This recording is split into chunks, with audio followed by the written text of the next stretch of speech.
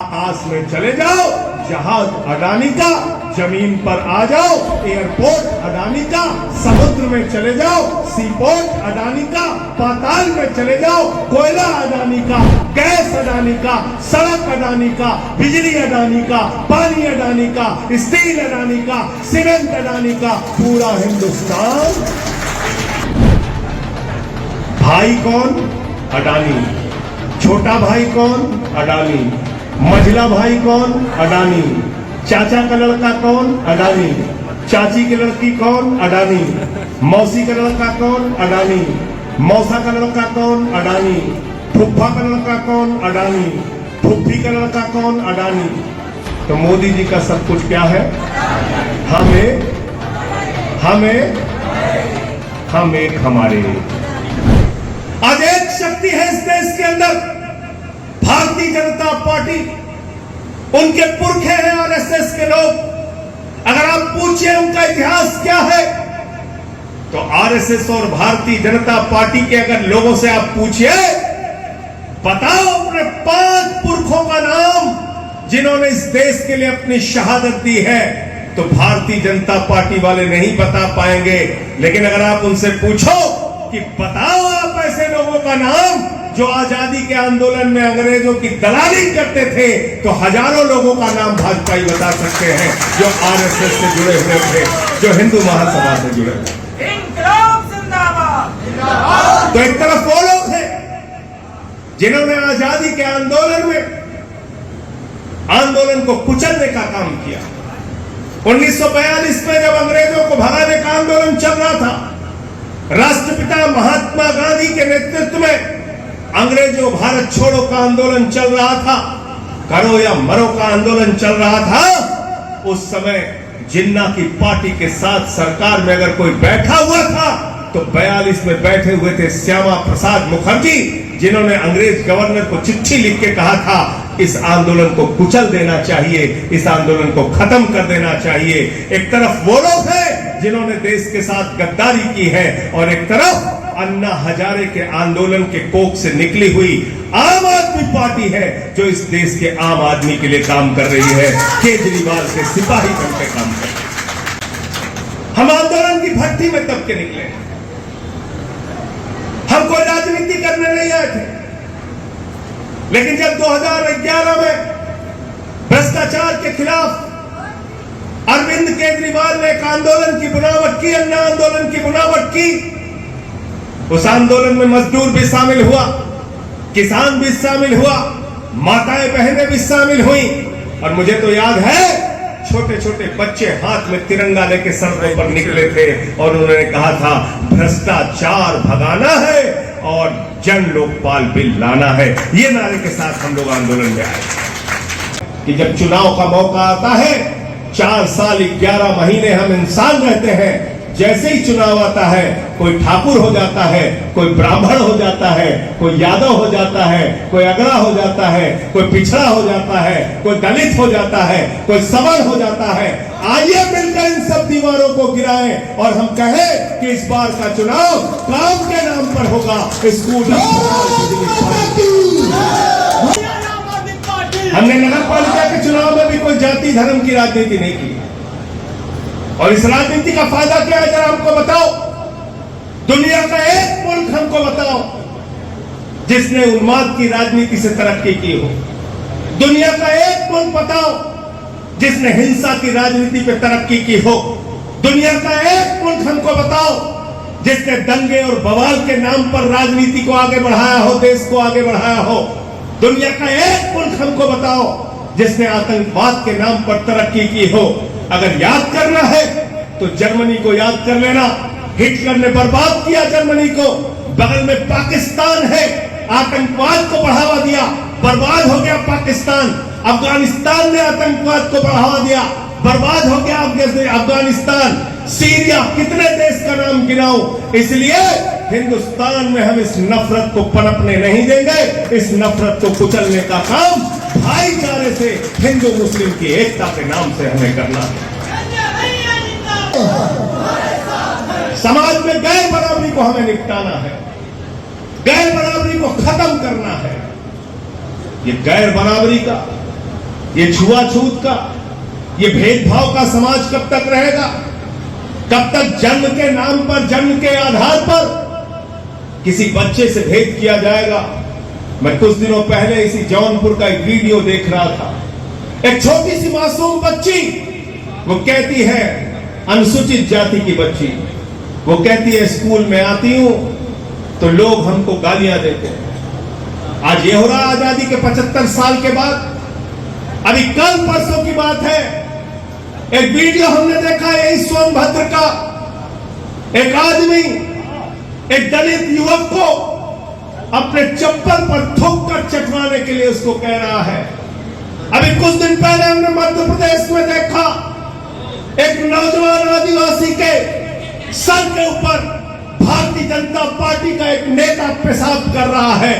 उसके कुछ दिन पहले हमने गुजरात की खबर पढ़ी, जहां एक छोटा सा बच्चा दलित समाज का एक गेंद छू लेता है, उसका अंगूठा काट लिया जाता है। कुछ दिन पहले हमने खबर पढ़ी, बुलंदशहर के अंदर एक सीआरपीएफ का नौजवान अपनी शादी में घोड़े पर चढ़ने के लिए पुलिस का प्रोटेक्शन मांगता है।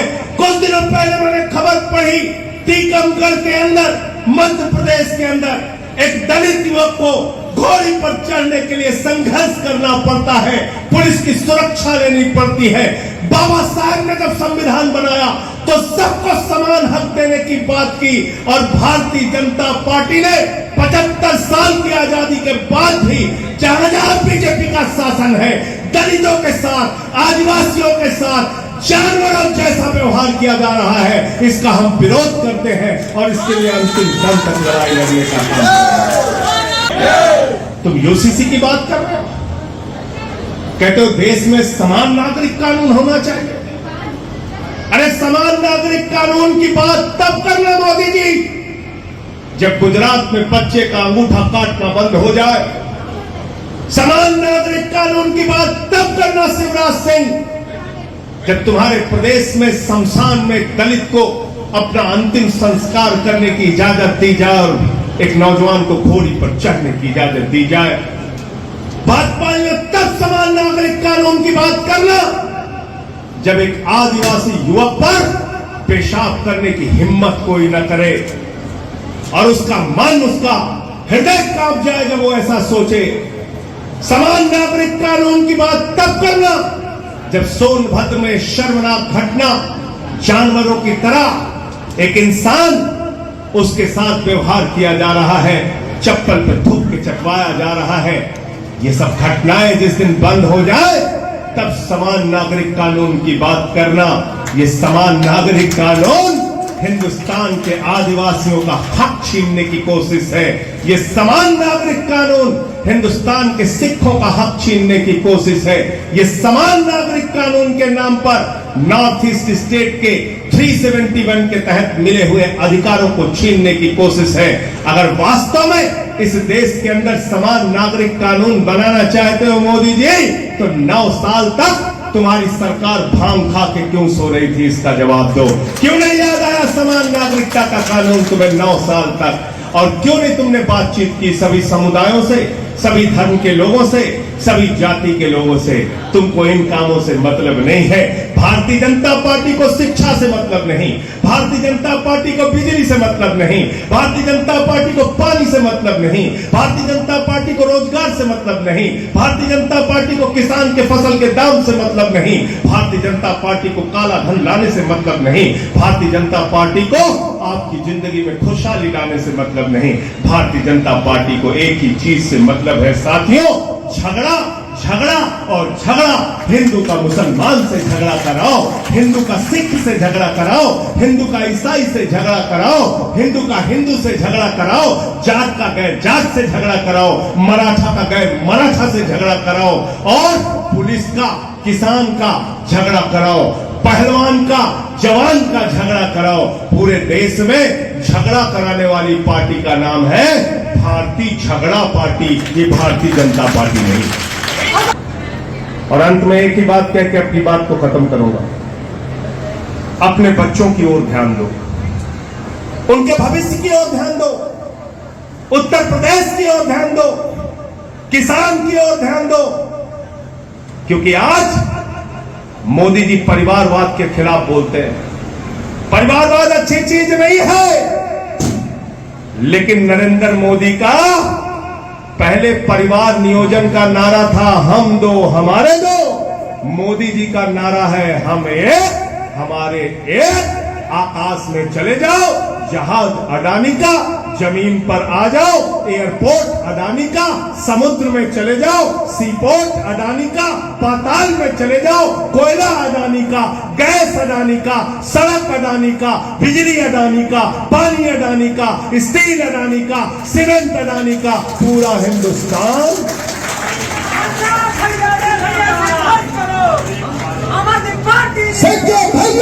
तो मोदी जी का क्या नारा है? मोदी जी का नारा क्या है? हम एक हमारे एक। भाई कौन? अडानी। छोटा भाई कौन? अडानी। मझला भाई कौन? अडानी। चाचा का लड़का कौन? अडानी। चाची की लड़की कौन? अडानी। मौसी का लड़का कौन? अडानी। मौसा का लड़का कौन? अडानी। फुफ्फा का लड़का कौन? अडानी। फुफ्फी का लड़का कौन? अडानी। तो मोदी जी का सब कुछ क्या है? हम एक हमारे। पूरा हिंदुस्तान उसी आदमी को दे दिया। 2.5 लाख करोड़ का कर्जा दिया उसको। 2.5 लाख करोड़ रुपए का कर्जा। चंद पूंजीपतियों का 11 लाख करोड़ रुपए माफ करने का काम नरेंद्र मोदी की सरकार ने किया। आपके बच्चे के लिए स्कूल नहीं, अस्पताल नहीं, बिजली नहीं, पानी नहीं, सड़कें नहीं, अस्पताल नहीं। आपके लिए तरक्की नहीं, खुशहाली नहीं, किसान के लिए उसके फसल का दाम नहीं, लेकिन अपने भाई अडानी के लिए पूरा हिंदुस्तान नीलाम करने का काम मोदी जी कर रहे हैं। इसलिए ममीरे का सुरमा जो बिकता है बरेली में, उसमें लिखा रहता है नक्कालों से, नक्कालों से, नक्कालों से। तो भारतीय राजनीति के ऐसे नक्काल लोग हैं ये, इनसे सावधान हो जाना।